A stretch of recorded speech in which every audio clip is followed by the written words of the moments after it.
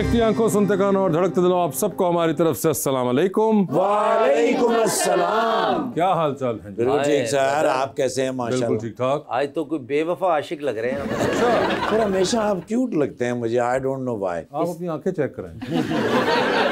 आशिक ना महबूबा दी याद च मझ दी पूछल ते शेर लिख देंगे। इतनी मुश्किल से सिफारिशें करा के मैं लेके गया हूँ चिड़ियाघर। अच्छा, 5 मिनट के बाद उन्होंने निकाल दिया। वो क्यों? उन्होंने पूछी जा रहे है ਤੁਹਾਡਾ ਜਿਹੜਾ शेर है रोज ਦੇ किन्ने किन्ने पट्टे खा जाता और गुस्से दे इन्ने तेज ने, अल्लाह माफ करे। अच्छा जी। घर कहंदे जी की पकाया? वो कहंदे जी आलू पकाए ने। कहंदे रोज ही आलू, रोज ही आलू, रोज ही आलू। अपने मुंडे ਨੂੰ 20 रुपए दे के कहंदे जा उथों बाहरों आलू वाली टिक्कियां ले गया। ਅਸੀਂ तो वर्गे बंदे ना अपने मुलाजम ਨੂੰ ਕਹਿ ਰਹੇ ਹੁੰਦੇ ਵੇਖ ਲੈ ਇਸ ਮਹੀਨੇ ਤੂੰ ਮੇਰੀ ਮਦਦ ਨਹੀਂ ਕੀਤੀ। ਉਹ ਤੁਹਾਨੂੰ ਸੋਲਰ ਪਲੇਟਾਂ ਲਵਾ ਦੇ, ਕੀ ਕਰੇ ਤੁਹਾਨੂੰ ਦੱਸ। और तूने नहीं लगवा के दिया आज तक।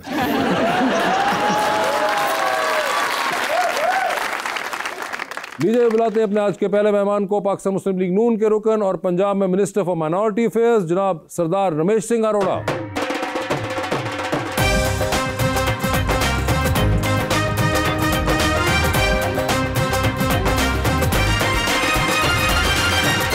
और उनका साथ देने के लिए हमारी दूसरी मेहमान मरी से ताल्लुक रखती हैं, शी इज अ मॉडल, मोहतरमा एमन अब्बासी।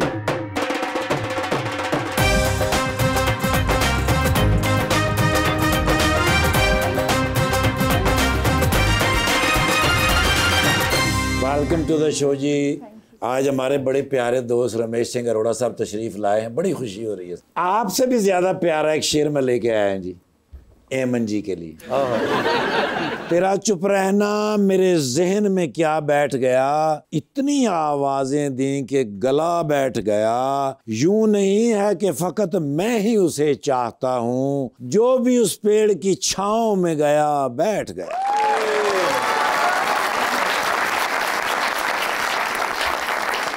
ना जाने क्यों मेरा हर दोस्त मुझको आजमाता है, ओ माय गॉड। जिसे आगे बढ़ाता हूँ वही पीछे हटाता है। खता इसमें तेरी क्या है, यही मेरा मुकद्दर है, सहारा जिसको देता हूँ वही नीचे गिराता है। एमन, क्या हाल है आपके? अल्हम्दुलिल्लाह बिल्कुल ठीक है। आप? बिल्कुल ठीक ठाक। एमन अब्बासी, आपका ताल्लुक मरी से है? जी बिल्कुल, मेरा ताल्लुक मरी, यहाँ से शाहिद खाकान अब्बासी साहब का भी ताल्लुक है। बिल्कुल। शाहिद खाकान अब्बासी से याद आया कि नून लीग का क्या हाल है?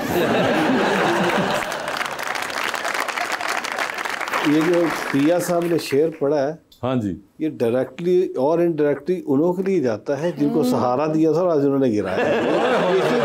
अच्छा जी, माशाल्लाह बहुत अच्छी बात। मगर वैसे याद आया, ये शाहिद साहब याद आते हैं सर? मिस करते हैं कि नहीं? हमारे सीनियर हैं, उन्होंने हमारे साथ काम किया है, इस मुल्क के वजीर आजम रहे हैं, मेरा उनके साथ जाती ताल्लुक भी है। जाहिर सी बात है। आप इमरान खान की बात कर रहे हैं? इमरान खान की नहीं, आपने खाकान अब्बासी का पूछा। अच्छा नहीं, मैं कहा आपने नक्शा ऐसा खींचा, पहले वजीर आजम रहे हैं, हमारे सीनियर हैं, तो मैंने कहा शायद चला गया। छोड़े, अब तरक्की की बात करें, अब मुल्क ग्रो कर रहा है, इंडिकेटर्स बेहतर हो रहे हैं, चीज़ें ऊपर की तरफ जा रही हैं, दुनिया पाकिस्तान को अच्छे रेट कर रही है, तो फिर क्यों एक गई हुई चीज़ को याद करके बार? उस ज़माने में वो मियाँ साहब भी कहा करते थे, तो वो उनके ज़माने की बातें ही भूल जाऊँ मैं सर? मियाँ साहब करते थे बात, तो मियाँ साहब को खुदा ने दोबारा इज्जत दी। और उन्होंने क्या कहा था? नहीं, मैं बड़े मियाँ साहब की बात कर रहा हूं। मैंने बड़े मियाँ साहब की बात कर रहा हूँ। हाँ, उन्होंने क्या कहा था? मैंने अपना मुकदमा खुदा की अदालत पर छोड़ा। हाँ। खुदा ने उनको सुरखरू किया। फेडरल के अंदर भी उनकी हुकूमत है, पंजाब के अंदर भी हुकूमत है, उनकी लीडरशिप में पंजाब भी प्रोग्रेस कर रहा है।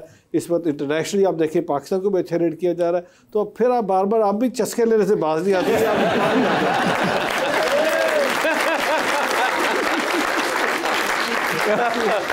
आपको पता है रमेश साहब, आपको तंग करने की मेरी बड़ी पुरानी आदत है। आपकी बहुत पुरानी आदत है, मैं नाम नहीं लूंगा कितनी पुरानी आदत है, बट पुरानी आदत। नहीं, आप खोल के बताएं कि तकरीबन कोई 25 साल पुरानी आदत है। 25 साल पुराने ये बाबा जी होंगे जी, मैं तो 25। लेकिन सर मैं हुकूमत चाहे तो हुकूमत हिट होगी, लेकिन तुम इन्होंने जो ड्रामा किया ही फ्लॉप हो गया। नहीं, वो बड़ा हिट हुआ। वो बड़ा हिट था बेटे, उसी के हिट ड्रामों के चक्रों में तुम लोग अब उनको पूछ रहे होते हो जो बंदे उसमें थे। नहीं, वैसे आपस की बात है, आज अगर ये हिट हो रहे हैं तो उसी ड्रामों की वजह से हिट हो रहे हैं। वो उस वक्त पहला प्राइवेट चैनल आया था, हमने काम किया, परफॉर्म किया, दुनिया को बताया कि पाकिस्तान के अंदर फन की कदर है। वो जो बंदे उस ड्रामे में थे जिनको अब तुम लोग फवाद खान कहते हो और अहमद अली भट्ट की पॉडकास्ट में जाने को तुम्हारा दिल चाहता है, वो सब उसी ड्रामे से निकले हुए हैं। सारे जेट एंड बॉन्ड थे उस वक्त के। अच्छा, बिल्कुल। सर क्या हाल चाल है आपके? सर मैं बिल्कुल ठीक। बड़े बिजी रहे पिछले दिनों आप। वासी साहब पिछले 1 साल के अंदर काफ़ी इम्प्रूवमेंट आई, और ख़ासकर जिस तरह चीफ मिनिस्टर पंजाब ने पंजाब असम्बली के फ्लोर पे कहा कि अक़लियत मेरे सर का ताज है, और उनको तहफ़्फ़ुज़ देना, उनके एहसास महरूमी, एहसास कमतरी को ख़त्म करना, ये हमारी हुकूमत की अवलीन तरजीह। और आपने खुद देखा, रिकॉर्ड हुआ कि पिछली दफ़ा हमारे 6700 सिख यात्रियों को पाकिस्तान ने वीज़ा दिया।